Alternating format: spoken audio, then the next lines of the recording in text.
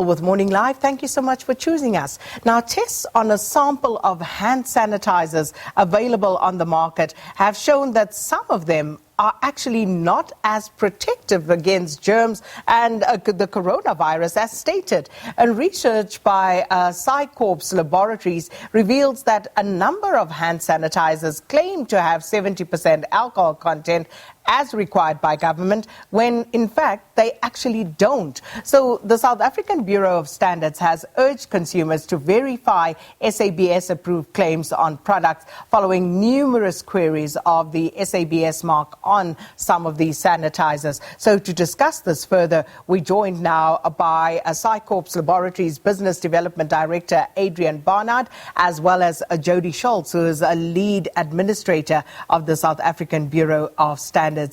Thanks so much to both of you and welcome to Morning Live. Great, thank you for having us. I think we still don't have Adrian up, but Jodi, if I could just ask you then with regard to the South African Bureau of Standards, and this is usually the one mark that people look to try and basically find some ease with which to buy certain products. What has been your own research and what have you found with regard to the sale of sanitizers and what we find on our shelves at the moment? Thank you very much, Skinner, and good morning to all of your viewers. At the Bureau of Standards, we've received, I think, about 383 queries since about sanitizers and the South African National Standards 490 that's applicable to liquid and gel type hand sanitizers. What we've found in lots of complaints about the use of various chemicals in these hand sanitizers. And these we've referred to the National Consumer Commission because they've essentially been consumer complaints. One of the important things I think that we must recognize is that the national standard is a voluntary standard. It is not a compulsory standard. So manufacturers who are compliant, it is done on a voluntary basis.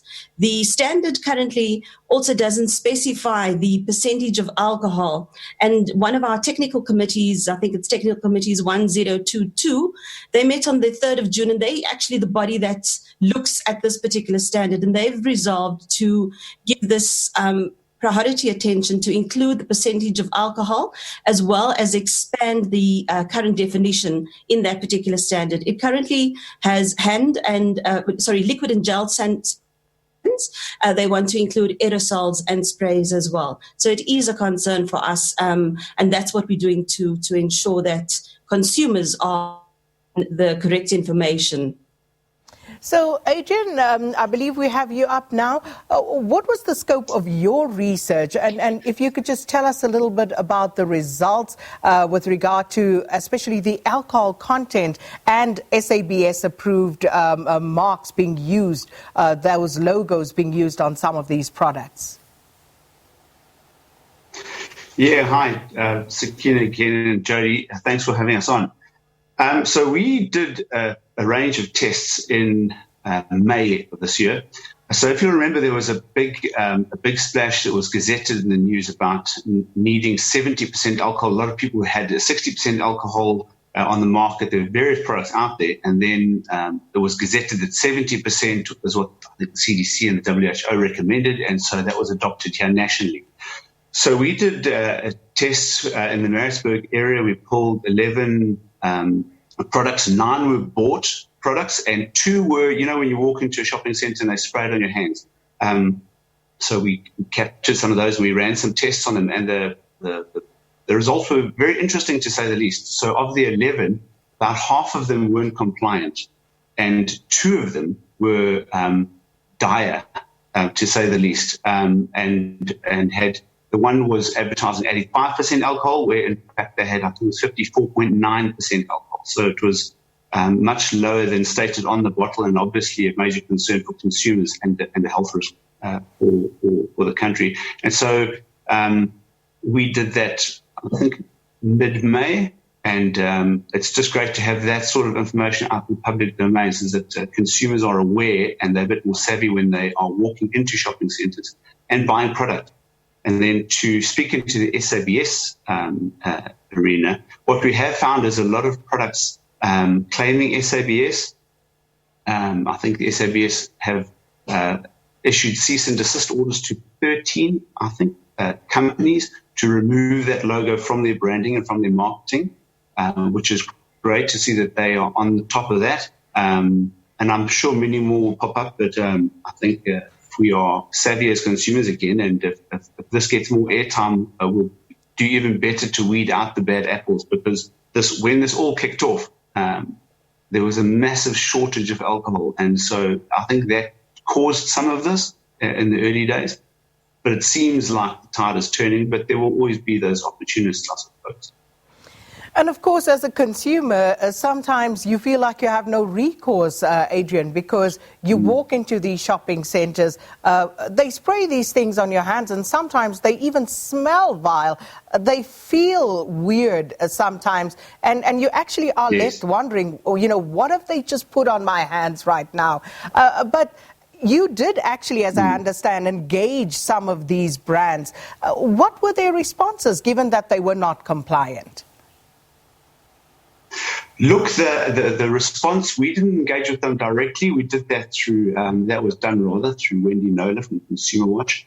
And some of the responses were, actually most of them, in the most part, one we didn't get a response from, but the one where you'd say probably the worst offender, they were horrified to have this information. And I don't think that there was any mischievous activity on their part. I think that possibly when they bought the alcohol in, that was the start of the problem. So it was a supply chain issue probably as well.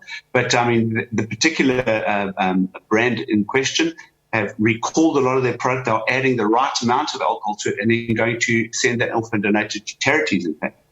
But I think the major issue there is, when they were confronted, most of them just immediately tried to resolve the problem. One big brand in particular has gone out of their way to ensure that it meets that level.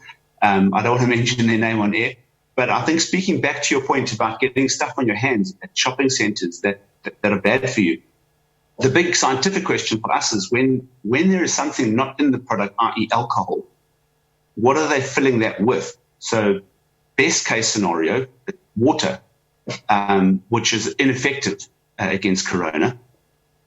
But worst case scenario is you have all sorts of other very harsh chemicals in there. I mean, some of which, if you look at your methanols, that can cause blindness. It's a serious chemical. And so the question isn't what's not in there, but what have they put in to replace it? And that can be a real consumer problem, and something that the lab is certainly starting to take a closer look at. And I mean, it's fairly inexpensive and quick to do, to test these things. And so I think the retailers certainly have an obligation, and savvy consumers. I think it's not difficult to have it tested, but I think we should just test and more test is what we say, just to be absolutely sure what you're spraying on your hands isn't going to harm you and is going to prevent the disease from spreading, the virus from spreading. I hear what you're saying, Adrian, but I must say, Jodi, it is scant comfort to know that after being found out, these companies then resort to doing the right thing. They shouldn't have done the wrong thing to begin with. We should name and shame them because they are potentially placing people in harm's way, causing greater harm than actually preventing us from spreading this disease. So I can only imagine how detrimental it would be if this actually continues to happen. But how does a product actually end up on the shelves without getting some form of authorization? Jodi, could you perhaps speak to us about that, if you can? Yes, sure. Thank you. So the standard 490 is a voluntary standard, and so it's not a compulsory standard at all. And I think that we have. So the manufacturers, they're not compelled to have their products tested. That's the main problem. While the department has issued Employment and Labour has issued that regulation of 70%, the standard still is a voluntary process. So what we do it's important, I think, but also manufacturing process. I think that the quality, the consistency of the product also comes into play. We also look at the stability of the alcohol. I mean, alcohol it evaporates very easily, and so things like the container, the impact, and those give consumers a sense of comfort. Well, our apologies, that connection to Jodi breaking up there. But as we wrap this up now, Adrian, again, for the consumer, what can you do? What sort of recourse do you have in terms of moving forward and knowing that whatever it is that you actually do buy off the shelves, what people do spray on your hands, because this is compulsory now, how can you safeguard yourself as a consumer?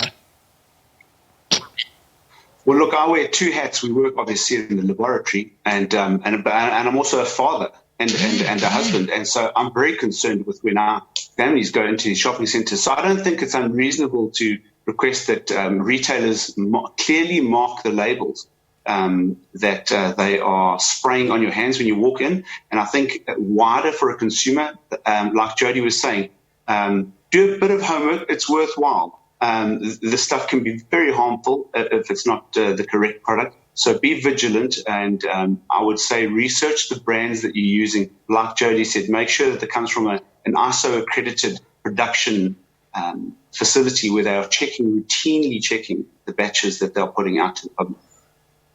Well, we unfortunately are out of time on this one. Thanks so much for your time this morning, Adrian Barnard, Business Development Director at SciCorp Laboratories, as well as Jodi Scholtz, Lead Administrator of the South African Bureau of Standards, talking to us about hand sanitizers that claim to have 70% alcohol content, when in fact, most of them do not. So just be vigilant out there.